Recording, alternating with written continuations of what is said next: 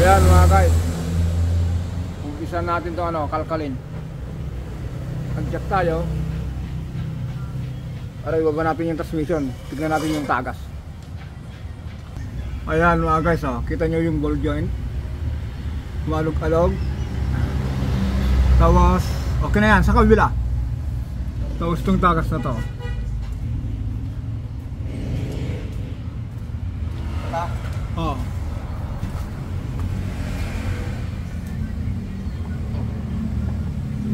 okay. Check lang natin yung tagas.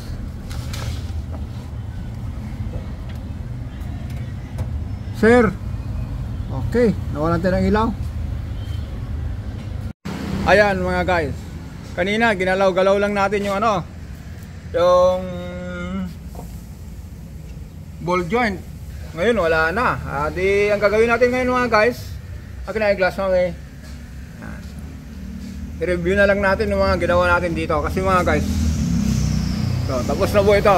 Kung makita po yung mga una nating nito, ginawa natin dito, hindi pa ganito dati. Ngayon na kompleto na dahil naisalpak na rin natin yung transmission at nailagay na rin itong mga kailangan palitan. Yan, ito mga guys, yung lagotok, kung halimbawa po lumiliko po kayo na medyo magaspang po, malakas yung lagotok, tak tak tak tak, mga ganon. Pero kung meron kayo nasa daan po kayo na medyo magaspang, ganon din, tak tak tak tak, ito po yun, ball joint. Ito naman tie rod end po, minsan kung maluwag na po nyan, sabay na nito rack end, yan lahat po nyan.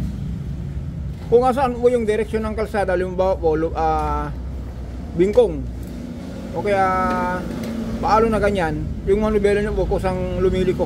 Ganito nangyari po dito. Kaya nung pinalog natin ito, malakas yung alog niya. Ngayon mga guys, alogin natin. Bago na yung ball joint to. Sir, alagon mo nga kung meron pang alog. Bakit wala na? Palbila wala na. Bakit na wala? Yan. Ito mga guys, yung ball joint pa yan, nung doon sa una nating pinakita, yung kadugtong nito, maalog po yan. Ito po yun. Ito, law-law na po ito. Dahil umulan po, alam nyo naman po ang ulan, acid po yan, mga ilang minuto lang kalawang na. Hindi nga po abutin ng ng oras, kalawang na po yan. Ngayon mga guys, yung tagas dito wala na rin.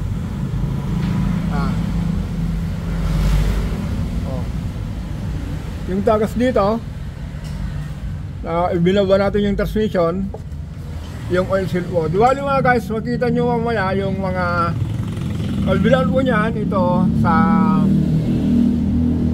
driver side, yung passenger side naman yon. Yung tagas wala na. Ito po yun. Taran, yan. Dahil okay na po siya mga guys, kailangan na natin ibaba. Sir, ibaba mo na.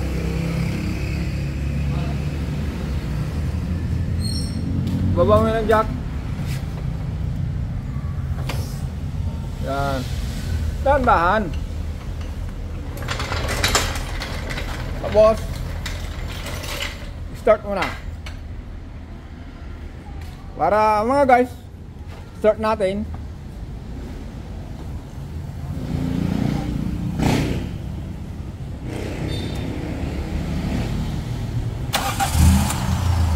Yun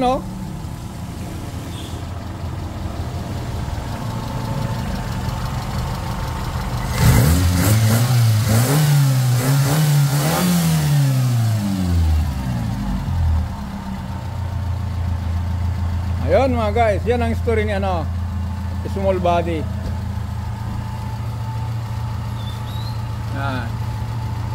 Ito naman po, wiper ang gagawin dito. Yan. Ito lang po mga guys. Kung concern po kayo sa sa kalampag po, balik po kayo ng ball joint, tie rod end, rack end. Kung nakita nyo po na sira na rin yung bolts o kahit hindi pa sira, kung malutong na po, sabay nyo na rin po para itong tag-ulan, yung ito, may papasok na bagyo o kaya nakapasok na yata, para kung dumaan kayo sa mga medyo malalim na tubig, maiwasan po masira yung ano. Kung kinalawang po kasi niyan, katulad yan mga guys, ito na yung ano niya, kung kinalawang po niyan, pinasok ng tubig, mangyayari po niyan pagdating sa mga ilang araw, ilang linggo, ilang buwan, nakakaroon na po ng kalampag kung ito napabayaan nyo. Ganun din to mga guys. Ito naman po walang pang forever, na ang sasakyan po parang bahay po niyan, meron tinatawag na preventive maintenance o kaya renovation. Yan, kaya ito ang ginawa natin mga guys, lahat ng ano, under chassis, ball joint, tie rod end, rack end. Yung shocks lang mga guys ang hindi natin pinalitan kasi nung una natin ginawa ito, pinalitan na natin yung shocks. Tapos yan, sinabay na rin natin yung rotor disc nya, yung turahan. Ayun mga guys, para po makita nyo po yung mga ano, ginawa natin, silipin natin saglit.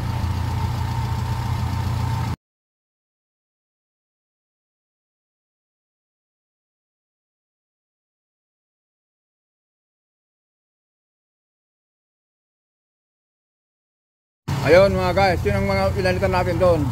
Binaba natin yung transmission dahil po doon sa tagas. Ang naging problema po doon, oil seal po ng ano, ng transmission, yung main drive oil seal. Ito po mga guys, ano po kasi yan, sliding. Hindi lang po pinanggagalingan ng sliding yung manipis. Kasi po, nung bumiyahe tayo one time sa Tarlac, napansin ko po nung bumihirit tayo, medyo na di-delay yung ano niya, yung speed.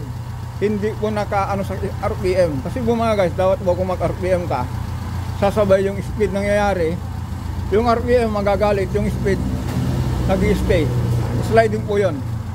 Yun ang ginawa natin mga guys. Yun, nakita natin doon yung mga transmission, ibinaba natin. Yung oil seal, pinalitan natin.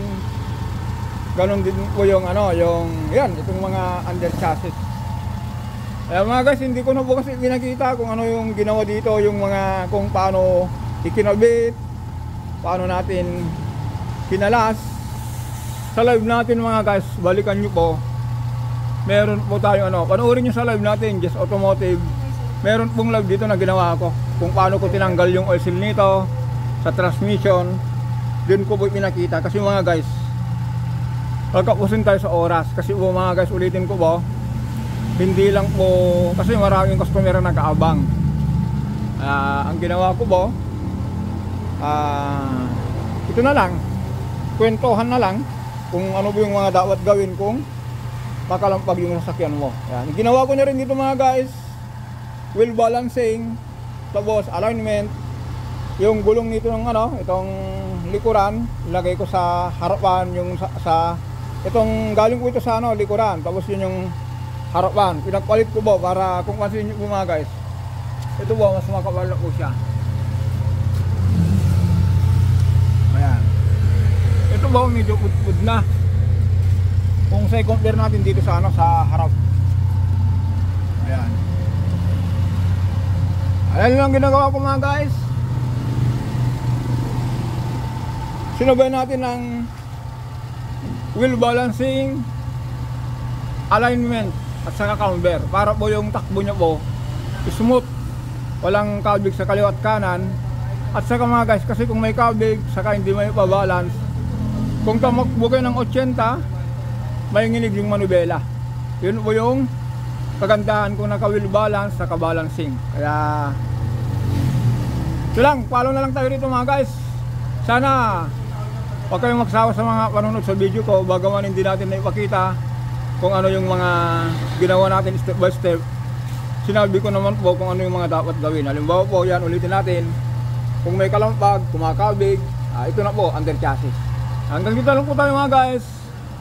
Don't forget po to subscribe, like and share. Maraming salamat.